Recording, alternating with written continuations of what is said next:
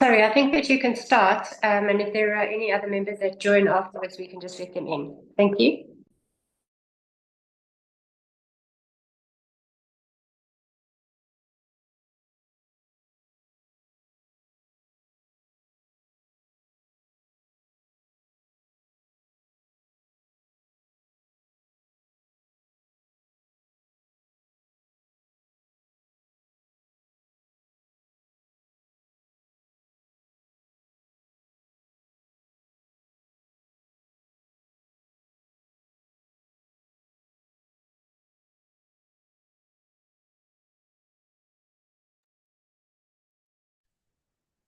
Hello, everybody, and welcome to our inaugural meeting of the Export Forum for Paint and Coatings. I want to say for Africa, but let's keep it to South Africa at this moment in time. It's great having everybody online, and without further ado, we will be talking about the Export Forum as a voluntary structure, but I will also be referring to the fact that within a period of time, we're looking to convert that to a statutory structure under the Department of Trade, Industry and Competition, if circumstances allow it at the time. And I'll talk about that in a little while. This is not a foregone conclusion that we're actually creating this forum, because we want to talk through questions and concerns at the end of the session. Then we'll be asking you to complete a nomination form that we'll be sending you for people that you want to nominate from your company, and possibly external consultants who consult to your business on export, so that we have a full register, because this is always one of the prerequisites for the Department of Trade and Industry and Competition, as to a full database of both employed individuals responsible for import and export, and then also, very importantly, consulting businesses that need to be on a register with the Export Forum and then the Export Council in terms of providing a service. And it's really from a beneficiation perspective that these questions are continuously asked by the Department of Trade and Industry. So it's not with a view to wanting to interfere in how we run our businesses, but simply to assist all the way along. I want to start off by asking a simple question. Tara, can you hear me properly? I can hear you fine. Thank you. Excellent. Okay, so moving on. So these are the things we're going to talk about today. After the introduction, we're going to talk about an overview and export opportunities that are, in fact, causing this galvanization activity that we're engaged in. We'll talk about the objectives and the value proposition of the forum. I'll talk a little bit about membership and governance.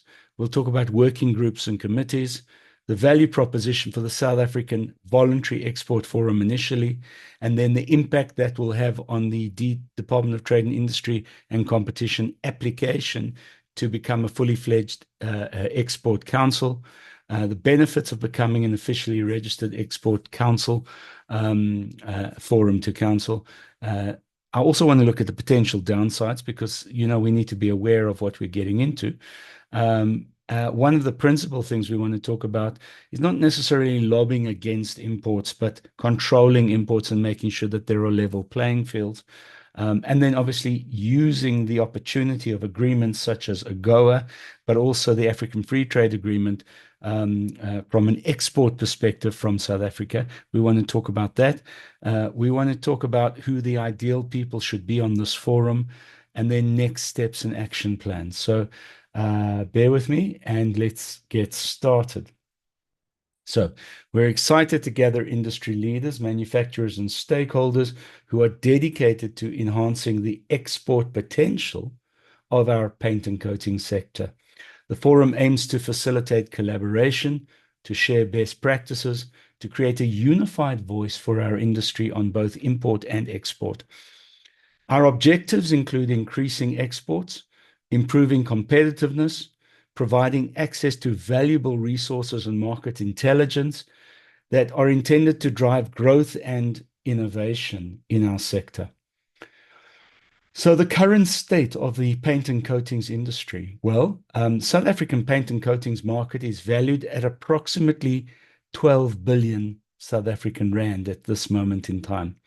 The growth is driven by increased construction activities, please God, and a demand for high quality coating. So there is a quality focus that both Department of Trade and Industry and Department of Science and Technology want to bring to bear on whatever is endorsed and, if you want, listed on the DTI preferential procurement database. Local manufacturers face competition from imported products, impacting market share. We want to do something about that. And sustainability trends are prompting innovation in eco-friendly coatings. We don't seem to have a collective value proposition around eco-friendly product in the paint and coating sector. And we're actually hoping then, or therefore, we're actually hoping that that will take place under the auspices of our Import-Export Forum, where we actually, first of all, identify companies that are playing in the eco-friendly space. We look at what tools and incentives are available from the Department of Trade and Industry to incentivize that kind of a focus on manufacturing, production, and distribution, etc.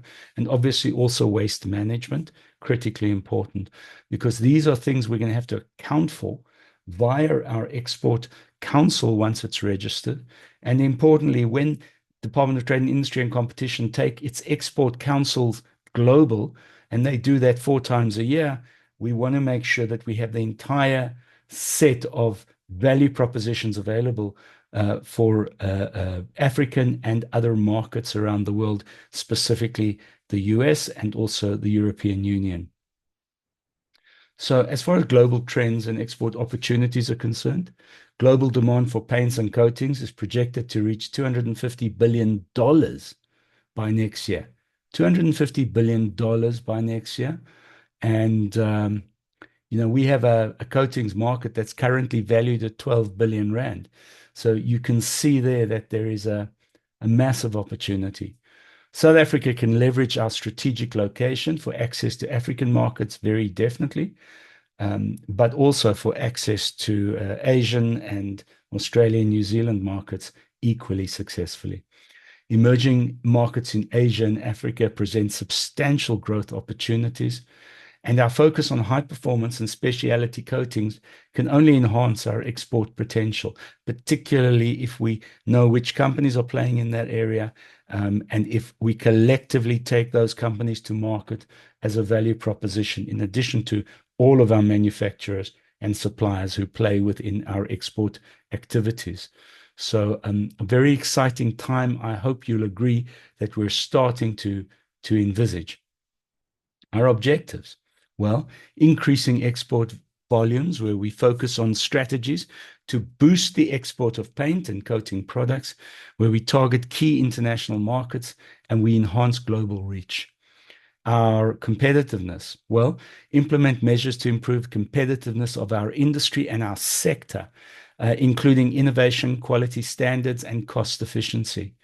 Knowledge sharing, facilitating the exchange of knowledge and best practice amongst our members, intended to foster learning and development, but also intended, let's not beat around the bush, also intended to foster your strategic analysis of your company within the South African market, within the global market, within the export market, and align to potential. A lot of this information has to be brought to us by the Department of Trade, Industry and Competition. And that's one of the reasons we want to make quick in becoming an export council, because then they have a statutory obligation to their export council to provide a lot of this information, to fund a research and development activity where this information is not available, and to bring international best practice via continuous professional development through the network that the DTIC have around the world from coatings and paint. So we want to create opportunities for collaboration and networking amongst you, the manufacturers, the suppliers, and our stakeholders. And the intention is to drive collective growth. So membership and governance. Well, membership criteria and benefits, we want it to be open to all manufacturers, suppliers, service providers in the paint and coating sector. We want our members to gain access to exclusive market intelligence and industry insights.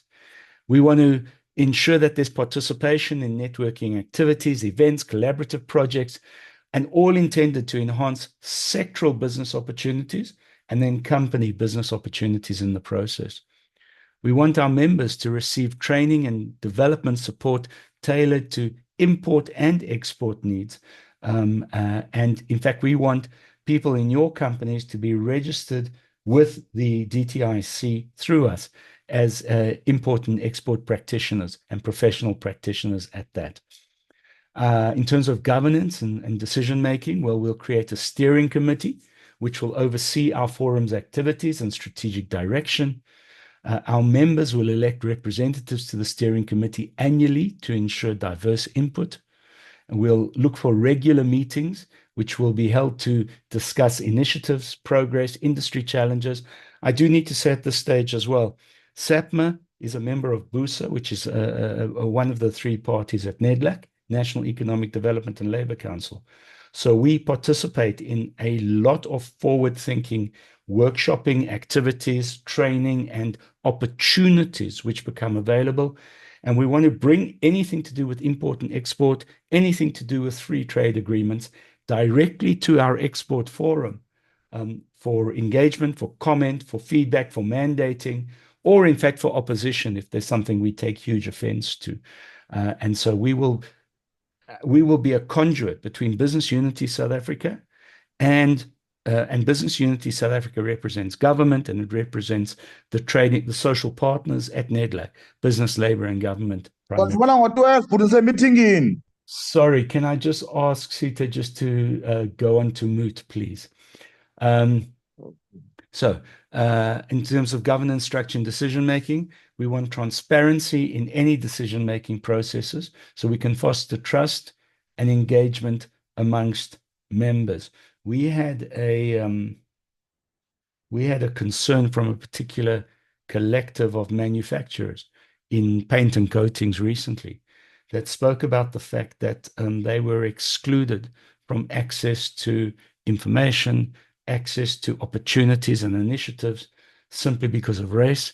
And that's why we want to make sure that there is absolute inclusivity in terms of what we're doing in this export forum, and to make sure that opportunities are available to all of our members, not just the largest members, not just the one with multinational and global footprints, but the small businesses that believe they have a value proposition, particularly around eco-friendly product manufacturing, so that they can take those products as equally as the large companies can to international markets. One of our objectives here is to unlock as quickly as possible the supply side incentives from Department of Trade and Industry remembering that they have 20 billion rand a year to spread amongst all of their Export Council members, not just for EMEA subsidies, in other words, taking your product to market, but for everything around the process of taking the product to market as well. We want to unlock those supply side incentives.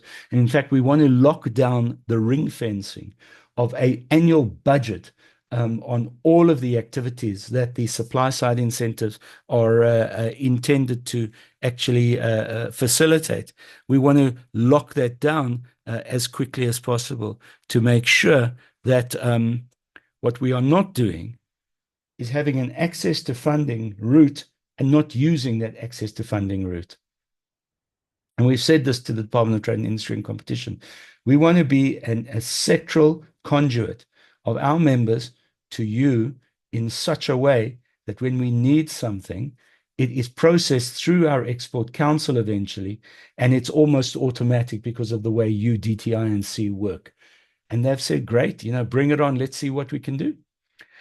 So as far as working groups and committees of the structure that we're creating are concerned, number one, market research and development, focusing on identifying new markets and opportunities for growth, conducting research to provide insights on market trends, customer needs, and competitive landscapes. One of the things that happens regularly, annually, number of times a year, is that there are trade missions to South Africa, not just from China, not just from India, but a number of European missions that come out continuously. And these are all companies in those countries, for example, Sweden, Denmark, Norway equally, and the Netherlands as well. Trade missions that come out from those countries of companies that want to import South African product. And what's been happening up until now is that they've been going almost on an independent basis to South African companies rather than coming through a conduit that we anticipate to be this export forum. And we want to identify those trade missions at least a year beforehand. And we want to make sure there's an opportunity for networking with you, our members, on a regular basis to make sure that you don't miss out on those trading opportunities when in fact they're coming to South Africa to find you.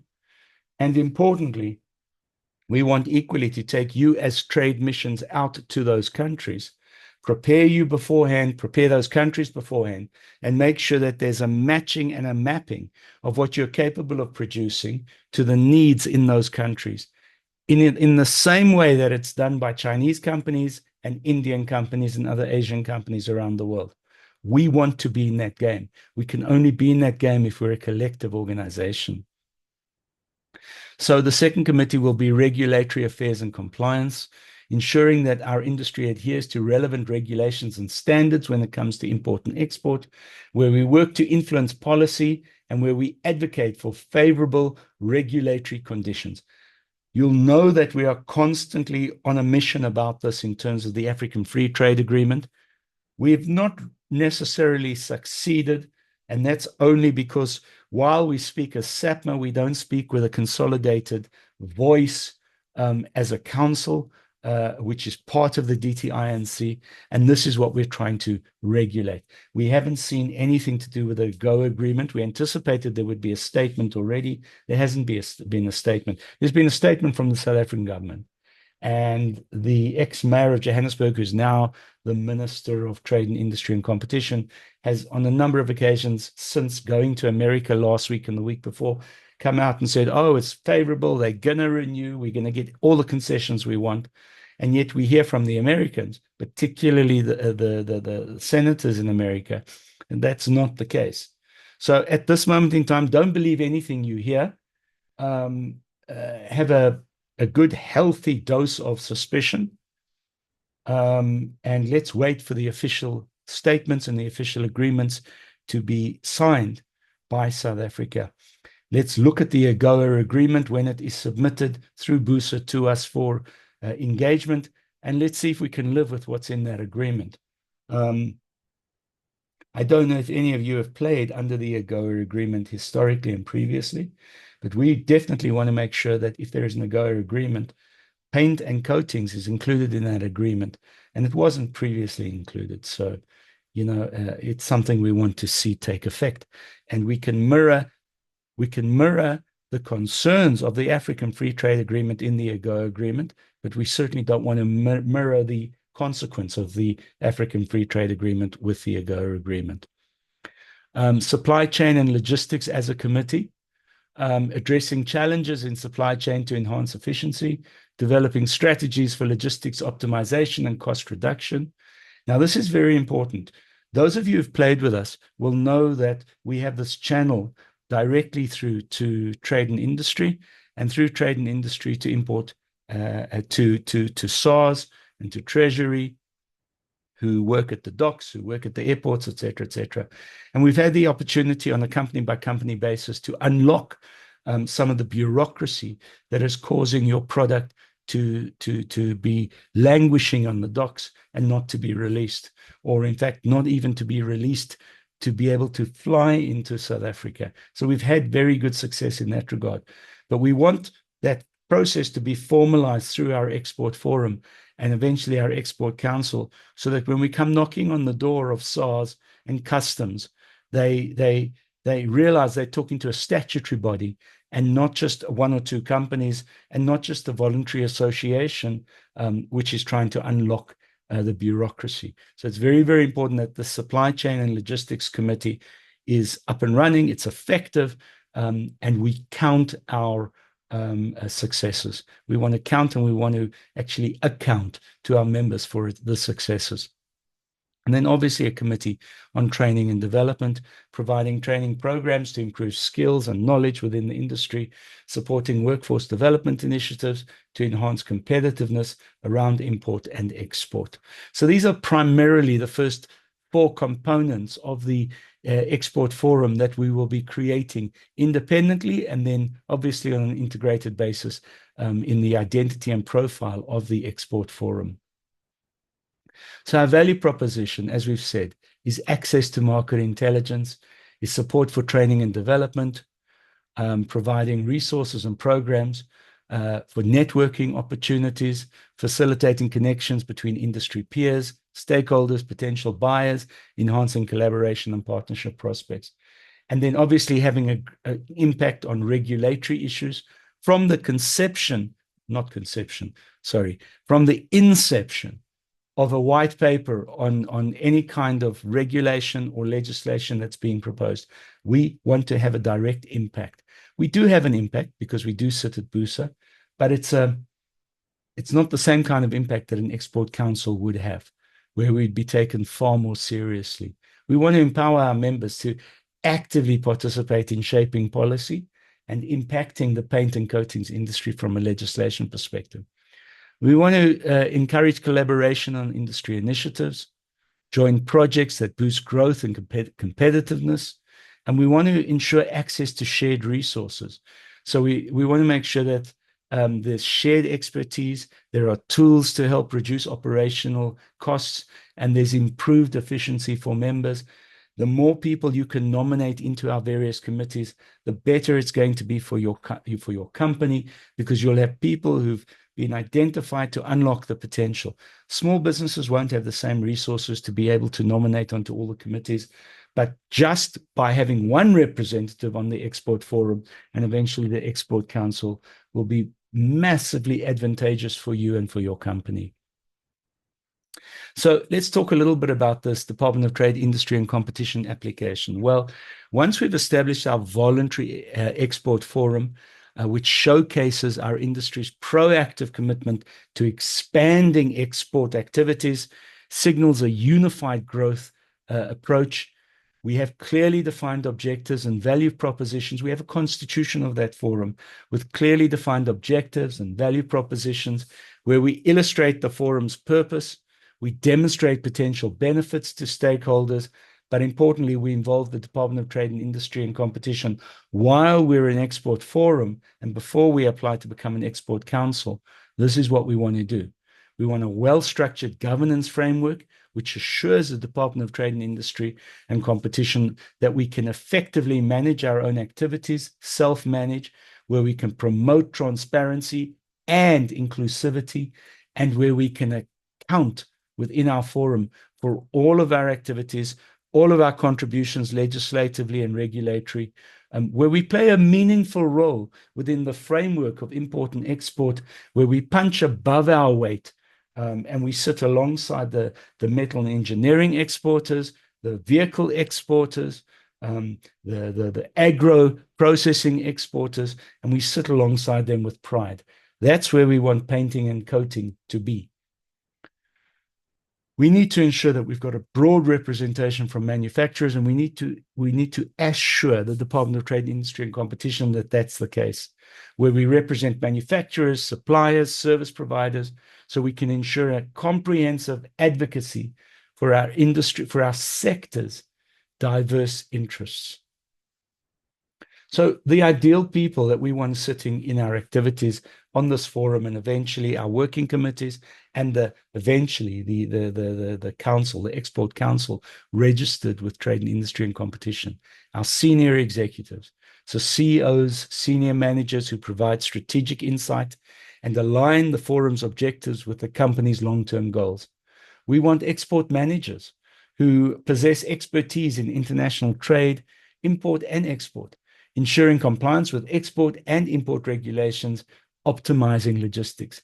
We want technical experts who are directors and R&D managers who bring in-depth product knowledge, supporting discussions on industry standards and innovations, particularly around the eco-friendly manufacturing process and product development process.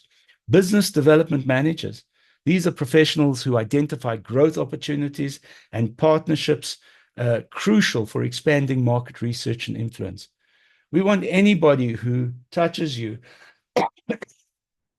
excuse me, in terms of regulatory affairs. So regulatory affairs, subject matter experts. And finally, we want industry association representatives. So, for example, SAPMA, Surface Coating Employer Association, and any other industry bodies we actually align with and work with on an ongoing basis. So this will be the 6 categories. These will be the 6 categories of members of our export forum and eventually our export council that we collect along the way. Any questions or answers before I carry on?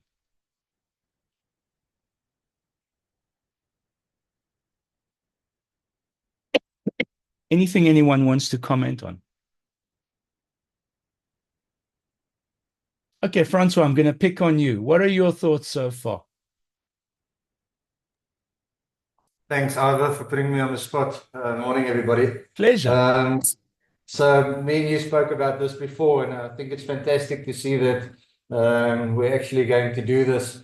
For Australia, South Africa, and Middle East are definitely looking to partner with SAPMA and our members to see how we can grow the sector and our business outside of South Africa. So I'm very excited that this is happening. Thank you, Francois.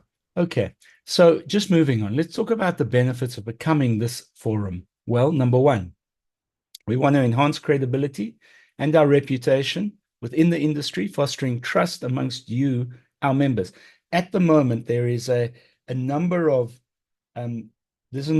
issues which arise between companies. There's the big company, there's the small company, there's the emerging company, and there is a level of mistrust between those companies because seldom do they work together. Yes, we involve them in SAPMA, but the reality is there's no formal working platform for this to happen. So we want to make sure that we play with trust, we build trust and interdependability. We want to create the opportunity to network with other industry players, associations, and government agencies. We want to provide access to government programs, funding, and resources designed to support exporters. We want a strategic plan with the Department of Science and Technology. We want Technology South Africa, which is a forum under DTI, to actually put money into your companies and into the industry as a whole. And that's not happening at this moment in time. We want to facilitate access to crucial market research and intelligence that informs export strategies. At the moment, there is a very slow uptake of companies participating in our research and development activities. We have a culture in paint and coatings to keep things very tight to our hearts, maybe within our group, but certainly not within the industry or the sector as a whole. We have to break that to have credibility with government. We have to break that to be complying with the compliance standards of the Department of Labor, Employment and Labor now, with the Department of Trade and Industry and Competition, Science and Technology, and also with Health. They are at the end of their tether in continuously asking us for industry research where we've got very few companies participating. We have less than 20 companies who have nominated research officers within their organizations to participate in our R&D activities. And so we are projecting on the basis of 20 companies as opposed to 300 odd companies amongst our memberships. So it is problematic. We want to strengthen the forum's ability to influence trade policy and regulations affecting the industry. We want to enable the support for training programs that enhance skills and capability within industry. And frankly, we want DTI&C to pay for that. We want to be able to lobby about import agreements. So we want a unified forum which amplifies our collective voice for our sector, where we enhance lobbying effectiveness, particularly in relation to unfair imports. And here I talk specifically about the experiences we've had around the African Free Trade Agreement. And just to emphasize the fact, did you know that Egypt have since 2019 had a 10-year opportunity to reduce year on year the import duties which are established under the African Free Trade Agreement, so that by 2028, which is really only 4 years away, they will have a 0 rating on importing part product, in other words, chemicals, etc., on exporting part product into South Africa. So there'll be no duties applied. And on finished product, and I just use Egypt as one example, the African Free Trade Agreement relates to the entire African continent. We have, on a company-by-company basis, taken those companies to DTI&C to give input on why this is unfair. Because in Egypt, again, and I just use them as an example, but in Egypt, again, there is massive government subsidies for export, massive government subsidies for research and development, massive government subsidies to take Egyptian product to the South African market, and to break the back of having to map against our trading realities, labor relations realities, tax rates, lack of tax incentives, etc., etc., etc. And DTI&C have said this boat was sailing in 2017 already. So you can't come now with opposition to the African Free Trade Agreement. And our guys have been saying, but we've written to you, we've given you input. Every time a gazette has come out, we've responded to it. And DTI&C have said, look, frankly, we don't work on a company-by-company basis. So yes, we've taken note of what SAPMA has said. And SAPMA have managed to get that regulation changed left, right, and center collectively. But SAPMA isn't the export forum. It's not the Export Council, which would have far greater impact on the DTI&C. And that's why we're doing what we're doing today. We're launching an export forum intended to become a council so that we can't have this kind of response again from government departments that are literally selling our sector down the drain in favor of their trading partners in Africa, in favor of their historical partnerships and obligations in Africa. It was done by the previous Minister of Trade and Industry, Ibrahim Patel, to the clothing and textile sector, where he literally sold them out to SADC countries like Botswana and Swaziland, Ghana, Zambia, Nigeria, etc. And the textile industry was decimated in South Africa. The manufacturing industry was decimated in South Africa. We don't want that to happen to paint and coatings. We're not going to let that happen to paint and coatings. But that ship has already sailed in many respects.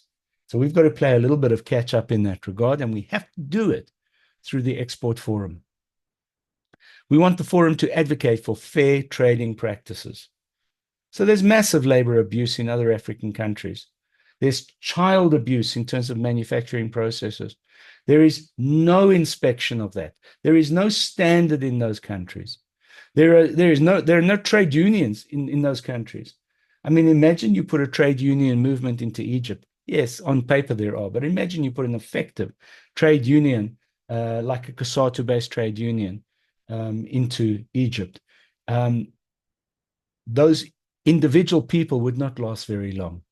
And yet, with child labor, with untested, unclarified quality assurance processes, they're able to manage under subsidy by government because they're going to be exporting and literally dump that stuff into South Africa. And by 2028, zero rated, no import duties whatsoever. How do you, my members, SAPMA's members, how do you compete with that? And this is why we're talking about advocating for fair trading practices. We want to address disparities with countries that do not comply with equitable trading standards. We want to expose what those countries do in terms of their trading standards, so we can be talking about apples and apples, not apples and watermelons. And as a registered entity, the forum can engage with government and participate in negotiation, ensuring industry perspectives are integrated into trade agreements. At the moment, they're not. There was virtually no proper consultation. So there's two processes of consultation: narrow consultation and broad consultation. And DTI&C completely messed up in both of those activities in creating the African Free Trade Agreement, and now are extremely defensive.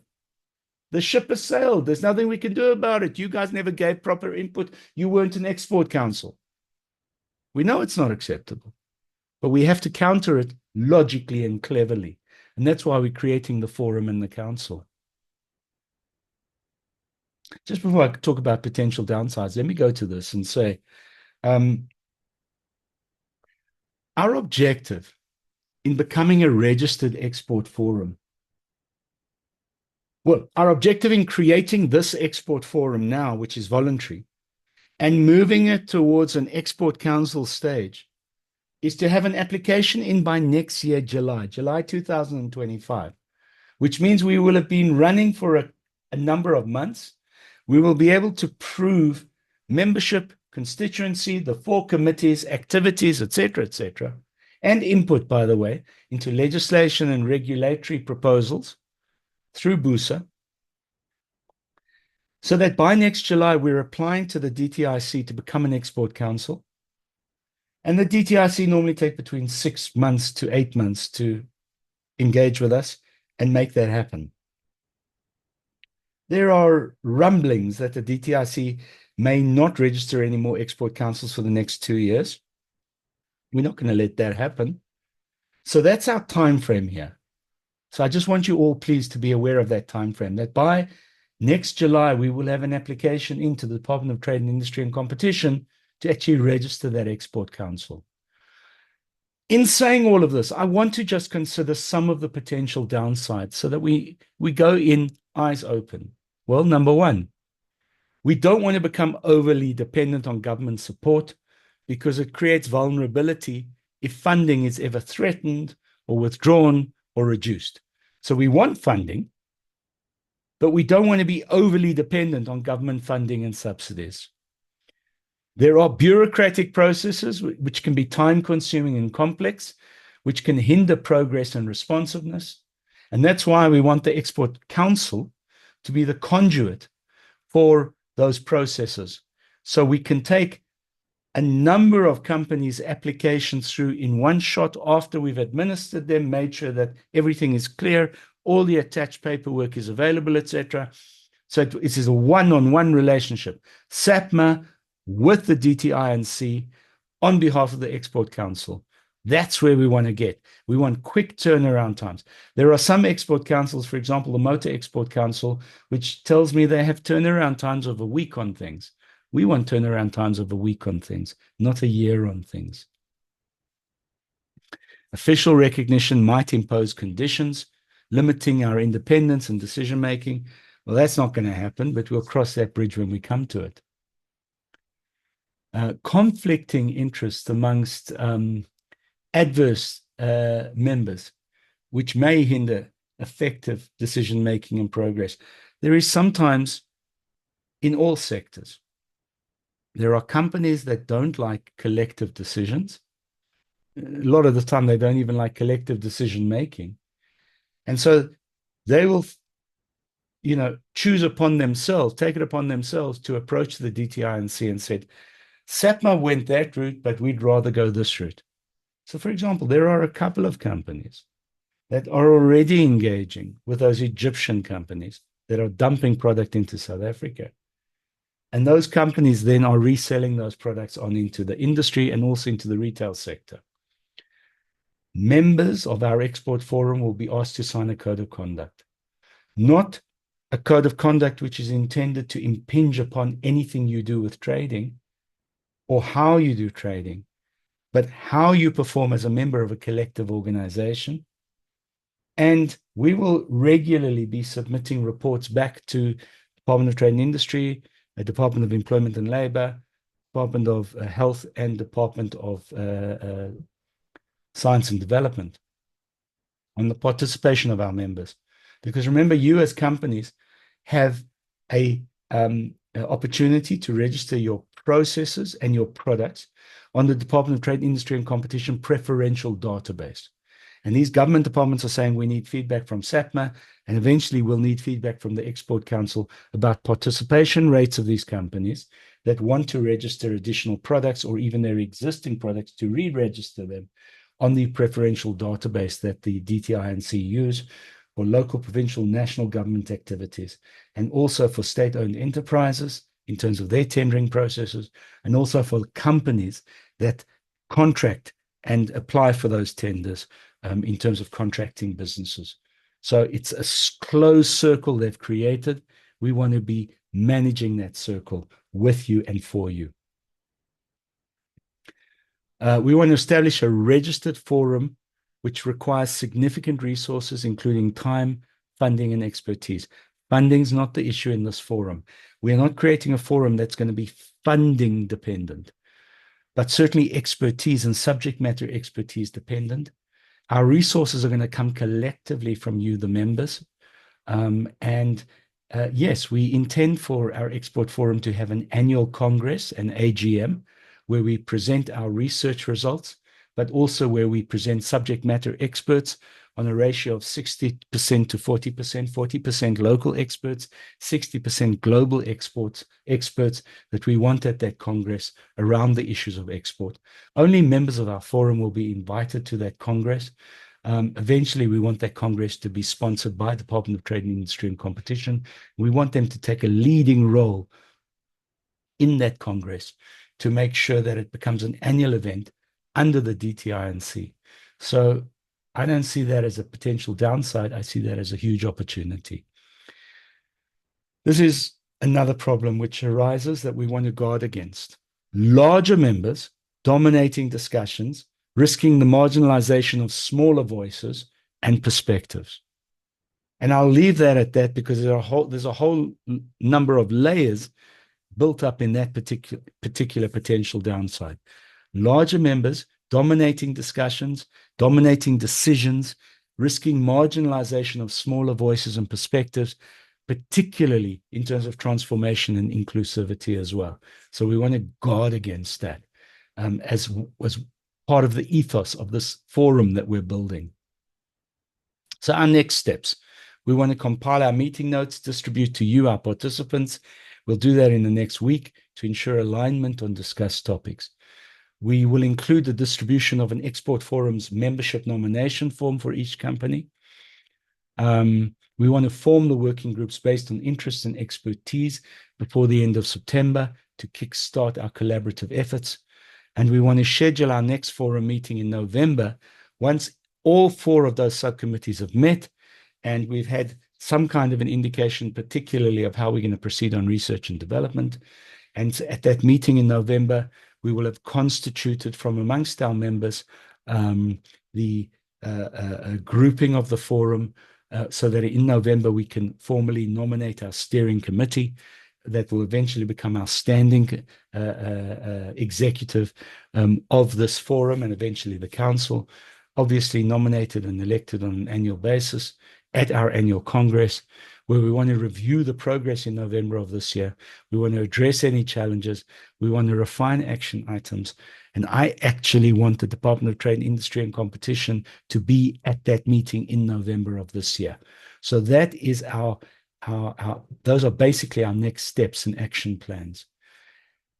Colleagues, it really now is in your hands as to whether or not you're comfortable with what I've suggested, whether or not you support or you have issues with what I've suggested.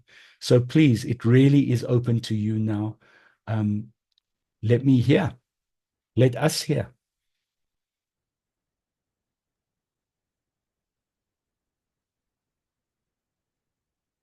Anybody who wants to say, anybody who wants to comment, we really would appreciate input from you.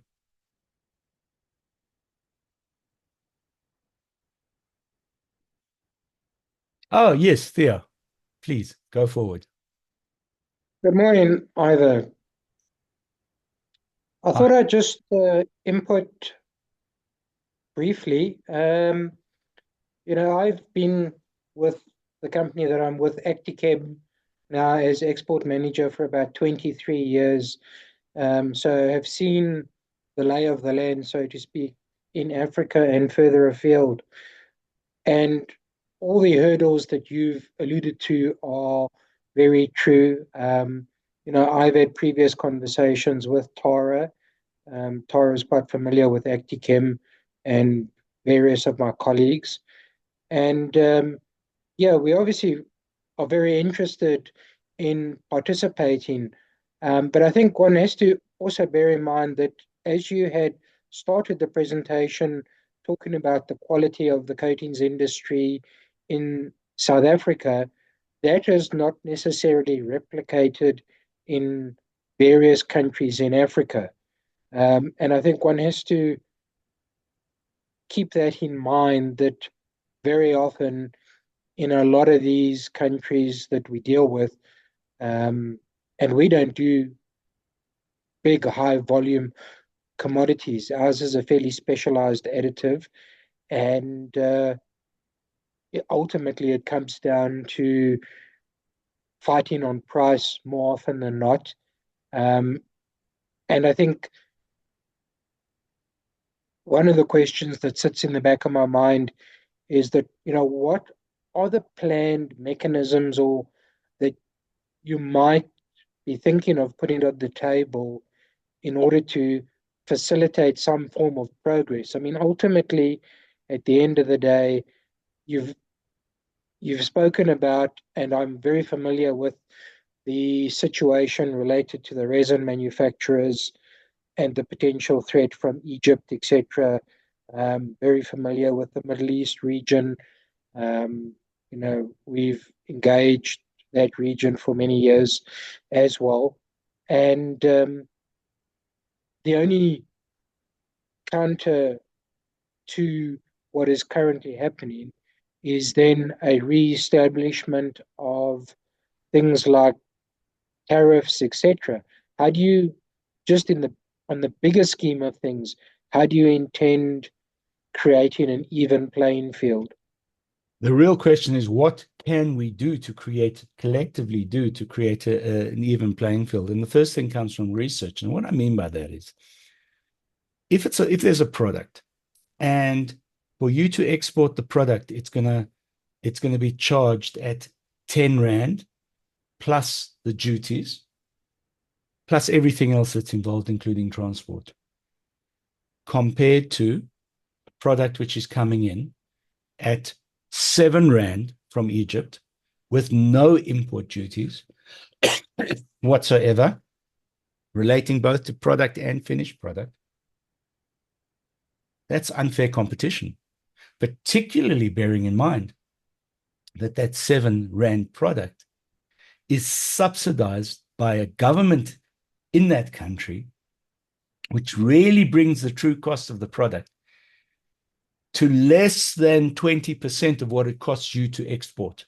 That's not a level playing field. Is that not essentially what happened to the textile Excuse me. industry in South Africa a few years ago? Yes. And that's why we've got Exactly the the same. African Free Trade Agreement. Yeah, but I mean, I'm talking about the textile industry where we 100%. have this influx of products from China, etc., and the South African textile industry took a significant knock, probably it was 15 years ago. It started happening and has probably never fully recovered from that. So in answer to that question, the same guy who caused that to happen to textile, before he left the Department of Trade and Industry and Competition, created the African Free Trade Agreement and implemented it for all of those African countries in the process, so that it is now wide scale, not just textile, but it's relating to every industry, including ours. So we have a massive fight to fight. The good thing is we have ministers who will listen, deputy ministers who will now listen, who do not necessarily share the sentiments of the tripartite alliance that up until this year have governed this country. And we need to be lobbying, and we need to be positioning, and we need to make everybody understand, including our Minister of Agriculture, by the way, because some of the problems you're experiencing in terms of import restrictions to South Africa from your suppliers or as suppliers is this overlap between a product which services the agricultural sector on the one hand and services our manufacturing process on the other hand. We've had a lot of success with people in Department of Trade and Industry who've cleared that for us. And Tara has single-handedly established the most remarkable working relationship with DTI&C in that regard, where she can get anything where there is an overlap between agriculture and paint manufacturing using the same products. She can get anything cleared. Most amazing clear road and clear path that's been created. But just that allows us to talk to our Minister of Agriculture and go and see him and position with him the political support we're going to need in Export Council to have a more nuanced distinction on the basis of utilization rather than simply origination of product, so that you do not suffer from this vagueness because of the overlap of industries and sectors. So Thea, I completely agree with you. I don't know what our strategy is going to be, but we need a strategy. We need to test things. We need to see what's been done in other industries and in other countries. There are countries that are moaning and groaning, that are all members of the International Labour Organization, that have a huge problem with African countries that are not members or not implementing, not actually signing on with the codes of the International Labour Organization, therefore abusing the workforce. And the ILO itself is concerned about this. What I want to do, I want to bring the ILO on board as a partner with the coatings industry, the paint and coatings industry.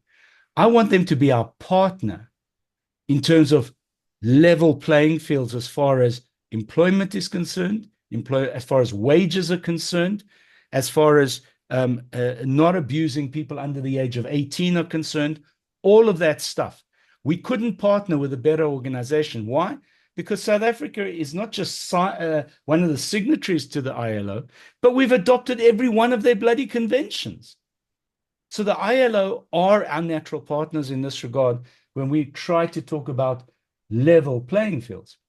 But I also want to bring the World Bank on board, because the World Bank have ethical standards so that countries are matching on an import-export basis when it comes to ethical standards around government intervention.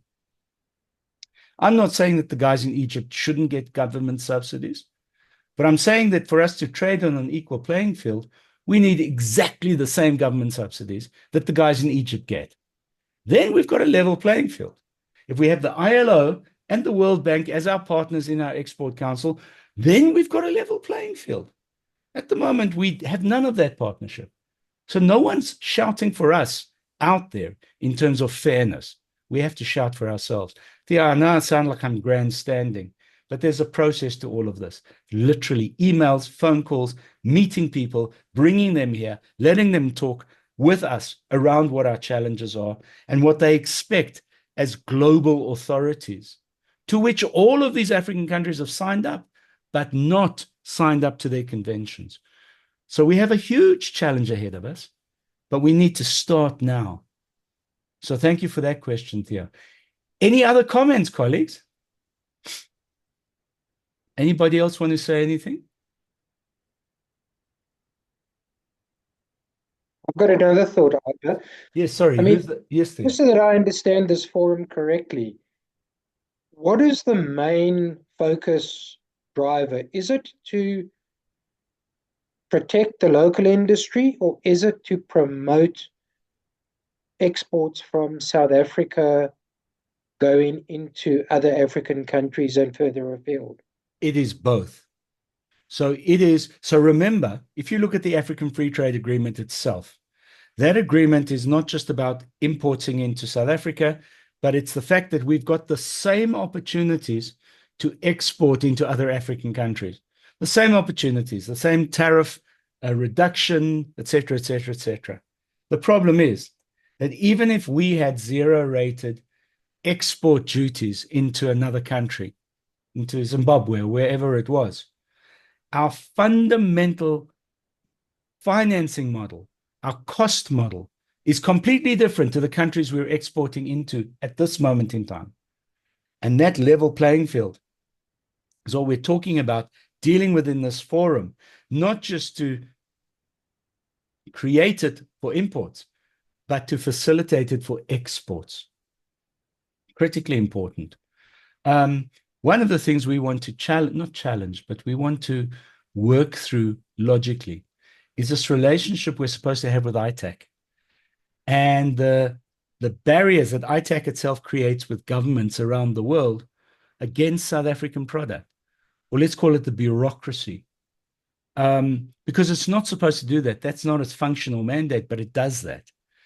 And so we need to have a really good engagement with ITAC to make sure that we are not being somehow disadvantaged because of their involvement in our affairs, one way or another.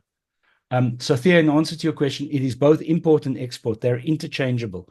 And an export council deals with both of those things. But yes, our objective ultimately is to increase the size of our export market and to increase the penetration into markets globally. And importantly, to ensure that our small businesses and large businesses have that access to those global markets. That's our objective. All right. Any further questions? Tara, have I covered everything you've wanted me to cover? I just wanted to just call on Varusha. I know that when we had chatted about this previously, that she had raised a concern in terms of the name, and that would obviously also tie in with Theo's questions and concerns as well. Varusha, can I just ask you to just voice your concerns previously? Sorry, my signal isn't great. And then, yeah, we can take it from there. Yeah, sure, Tara. I think my concern raised in terms of it being labeled as an export forum largely doesn't convey the message of basically the initiative is around generally trade from a South African view, being both import and export. So it covers comprehensively. I know when we even talk to the DTIC or any other institutions, it's very important that when we're representing as a body, that they also understand we're looking at both import and export. That was one of my concerns. Varusha, are you So comfortable you label in it that as regard? an export forum. Are you comfortable in that regard for us? So let me say that I need to insist that we have export in the name of our forum only because of the next stage, which is registration.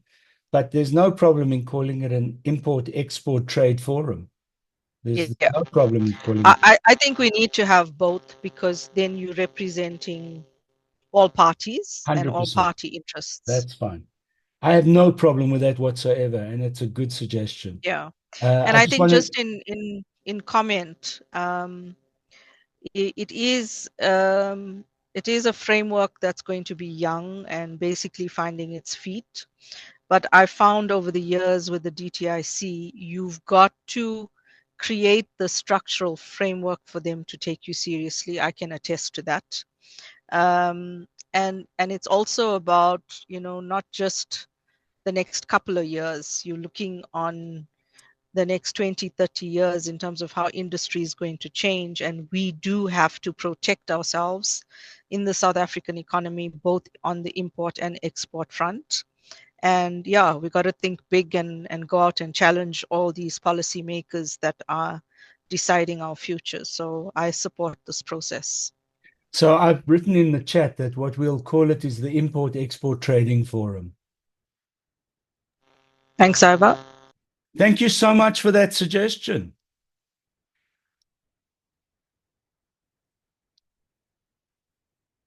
I want to be so naughty, but I'm going to be naughty. Tara, excuse me for this. Kate, I see you're online, and I just want to recognize you as one of our first 5 senior operating executives who've been designated in our sector under our professional body activity. So great to have you on board. Now I need a contribution from you, Kate. Wow, Ivo, thank you very much. Thanks, colleagues. Your presentation, it was well informed. In fact, I'm currently busy with the DTIC regarding the export because of, the process of exporting my products to Mozambique. So with whatever that you were saying, it's well documented, but as a small business, let me be honest, it's still a challenge. There's still certain things that on our own, we cannot do it. We still need our brothers, the big companies of chemical, this industry.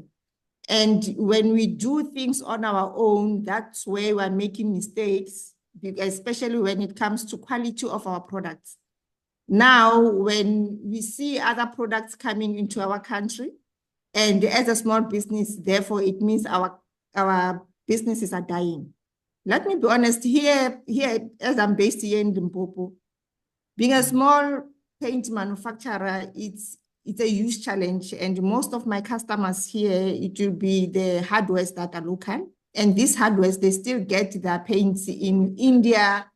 I think most of you are aware what's happening when you are in this kind of a country. But moving forward, when we talk about export trading forum, I'm just not sure how, as a small business, we are gonna have an impact or participate more. Because I also feel that as SAPMA member, we are not getting exactly what we need. And I know that that's not this, maybe it's not the right platform, but this is something that we also need to talk about. That how are we gonna make sure that we also have the impact in the industry? There's so much that is happening. I think you are aware that the black market now is coming in large numbers. But to regulate that, as you know, that this industry is not yet regulated. It needs these kind of forums to make sure that we stick together with one voice, like any other, regulatory boards, that we really need to stand by one word and make sure that whatever that is coming into our country is also regulated. We also know about it.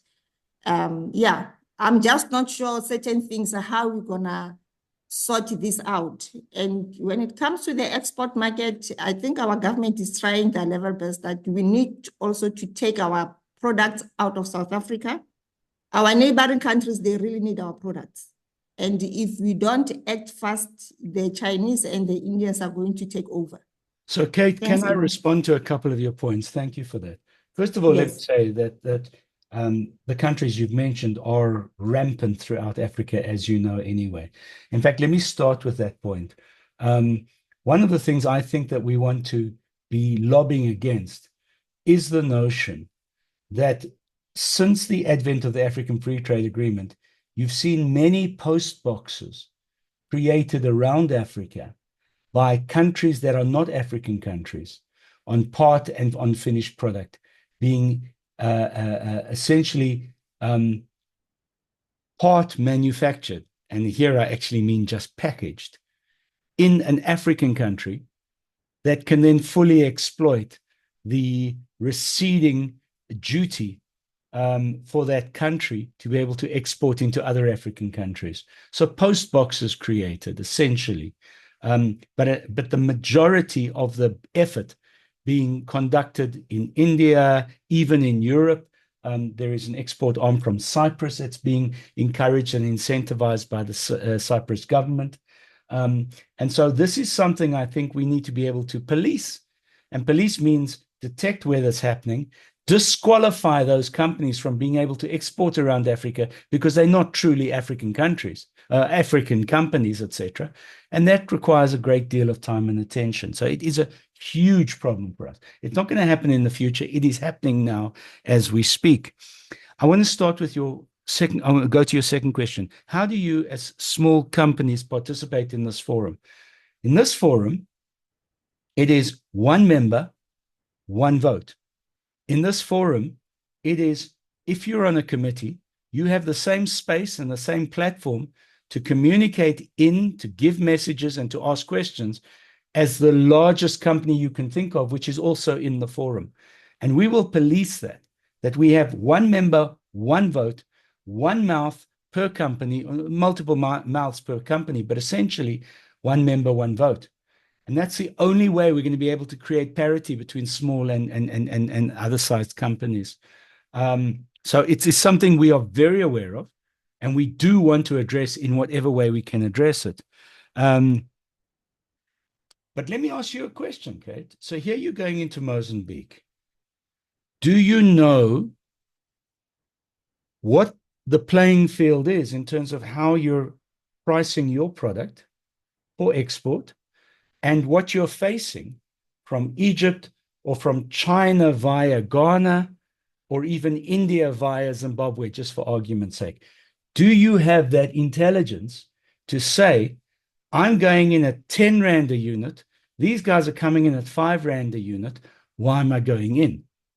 Or how am I going to be able to compete and offer a competitive product when I can't compete because that country over there has government subsidies, that country over there pays a Rand for every 100 Rand I have to pay in employee wages and salaries? Do you have that intelligence as you move into Mozambique? I would imagine you've got some of it, but I certainly don't think you've got enough of it to make an intelligent decision as to how to position your product in that country. Kate? Absolutely, Ivo. Yes, I do not have that intelligence, and that's what I'm starting. In fact, my intention, it was to go in September, and the DTI, they've postponed it to February next year. Reason being, I need to do my own research first. I need to do my own intelligence because I've tried to get the information, I'm not getting it. So DTI, because they've got different schemes, and they told me that no, we can pay for you as long as you make sure that exactly which provinces that side, whom is it the hardware is more into distribution, or are you going to set up exactly what's going to happen? So hence I'm saying currently I've got no idea what's happening with the paint industry in Mozambique, but it's something that I'm prepared to make research on myself, on my own, make sure that I get the detailed information about the market that side. So February, when I go there, is also to have a look, even, let me just show you an example that if I maybe approach one of the wholesalers or the retailers in Gaza or Maputo or any province that side, just to have a look what brands are there in their shops, because I have no idea. Who are the manufacturers in Mozambique? So, Kate, one of the things we want to make sure of is yes, it is in our thinking that we want to do a north, south, east, west trade activity annually. So to tackle, if you want, 3 countries at a time and try to do it on the basis of north, south, east, west as a rotation, so that each year we were at least doing trade visits of you, our members, to those countries to engage with the retail sector there, to make sure that there is a relationship, number one, networking, etc., but that there is information that we gather and is presented to us. One of the things we have to always remember is this. The Department of Trade and Industry has a responsibility to be the ombudsman for the African Free Trade Agreement. They signed it, which means they are required to give us market intelligence. Because they are saying, here you are, you can export to these markets, but we have no market intelligence to actually do that with. And so the point that I'm actually making to you is that we need to force the hand of the Department of Trade and Industry. We need to know what market intelligence we want from them. We need to give them a time frame for that market intelligence to be conducted. And if they say to us, we can provide the funding, but we do not have the resources to manage the project, that's fine. We'll manage the market intelligence gathering project as long as they fund it in those countries. But we want to put you in a position to see those countries if you choose to see them, to engage with retailers and maybe manufacturers and suppliers as well in those countries, and to make informed decisions based on what, and to take you on tours of the retail establishments to look for your products as well. So, and also to look at how they merchandised and what the rhetoric is behind those products. So we're looking to do that and facilitate it. We'll start slowly, but we want to make sure that it's done in conjunction with the Department of Trade and Industry. Theo, I see your hands up again. Hi there, yeah. Over the years, we've also wanted to get more market intelligence, and we've actually gone to the extent where we've engaged an international subscription. And, I've personally sat there trying to sift through countries, hoping that we're going to get something constructive that comes out of it. The reality is somewhat different in that, not everybody is following the rule book, so to speak, in that we found in various countries, people put exactly the same products that we supply under completely different tariff headings or HS codes. And that's the only fundamental tool that you're going to really be able to use from customs, wherever it may be, to try to deduce the volumes going into or out of a country. But when the root information is incorrect or somewhat jaded, how do you intend to get realistic information on the subject matter? So, Theo, my answer to you would be, it's not my problem, it's your problem. You're going to tell us what you think we need to do based on your experience. We're going to do a feasibility around, is that a decent way to gather market intelligence? We're going to create a budget for it, and we're going to go to the Department of Trade and Industry and say to them, you created this agreement. You signed this agreement. You dragged us into this agreement. This is what we need. This is what it's going to cost. Either you do it or we do it if you provide the budget, but it has to be done. Now, having said that, we are going to use, imagine you're coming to South Africa and you want to do the same kind of research, and you partner with a South African organization to do it. In South Africa, we have a tremendous opportunity. We have the learnership opportunity and we have the yes opportunity to do it with at a fraction of what a, let's call it a professional research firm would need to charge. And so the bottom line is we will look for those same opportunities in those countries. If those opportunities don't present themselves in those countries, but those countries are important to you, our members, and more than one company, We will then approach the governments in those countries to say that you have signed this African Free Trade Agreement, which means that you're a partner with South Africa. You cannot provide this information to us. In South Africa, these are the resources we could bring to the party to gather this information. We need you as the Mozambican government to afford us the same opportunity, to give us an opportunity to get this research conducted so we can encourage our members to want to do business with your companies in your country. Not every I wouldn't, for example, go to the Congo with that message, but I definitely would go to Mozambique and Angola, and I would go to the Egyptian government as well, because remember, they see themselves as far more European than African. So in the process, they think of themselves as sophisticated enough, so they wouldn't turn that request away. But we really need to know the price value on this product that you're exporting into Mozambique. We need to know what the actual price value is for that unit. And we need to make sure that you're under the right tariff heading as well. So it's a lot of research. We have a huge mountain to climb in terms of research, but we have to climb the mountain. Yeah, I just think that there are multiple complexities that have to be taken into consideration. I mean, you look at it, for example, let's take East Africa.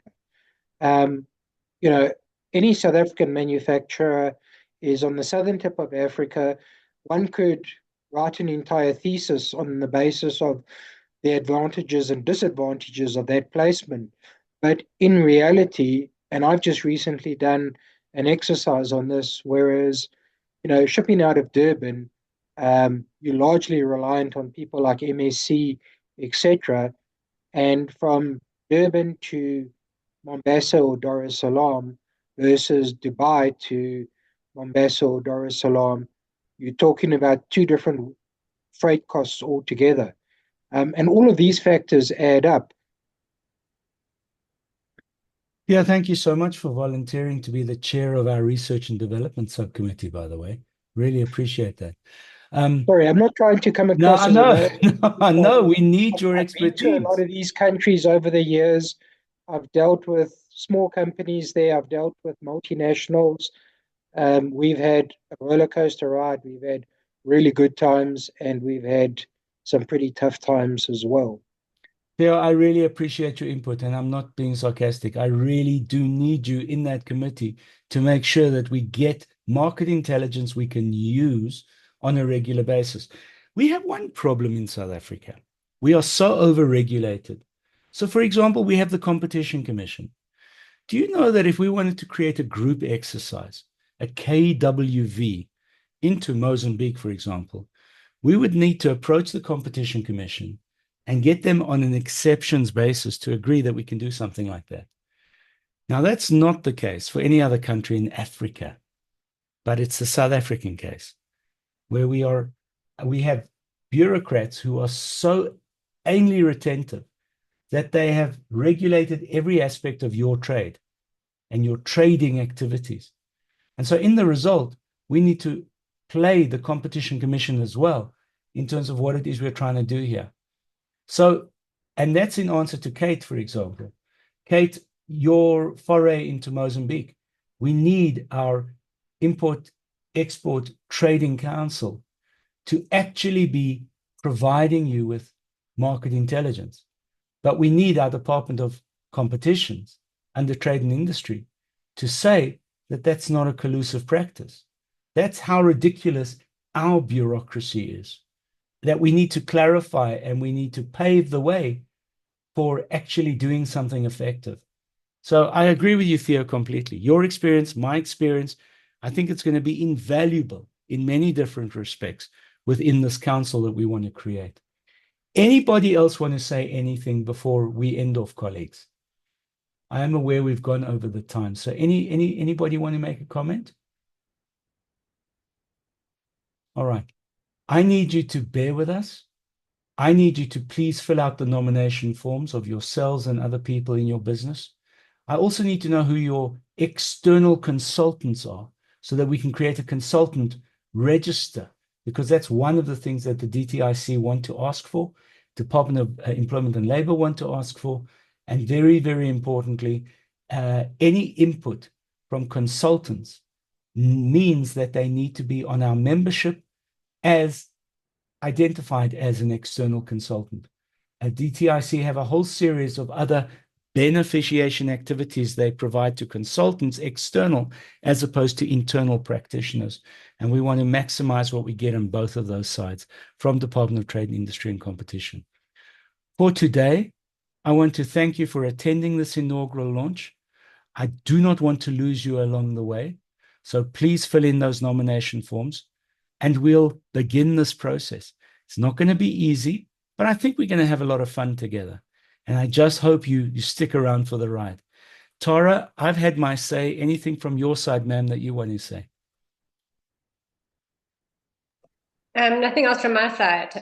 Thanks, Ava, for the presentation, and thanks to the members for attending the initial meeting. I do have some internet problems at the office this morning, but as soon as those are sorted out, I will send out the recording as well as your presentation to all SAPMA members as well as the people that have attended the meeting. So thank you, everybody, and look forward to engaging with you further. Thanks, everyone. Bye for now. Thanks, Ava. Thanks. Bye. Cheers, everybody. Bye-bye.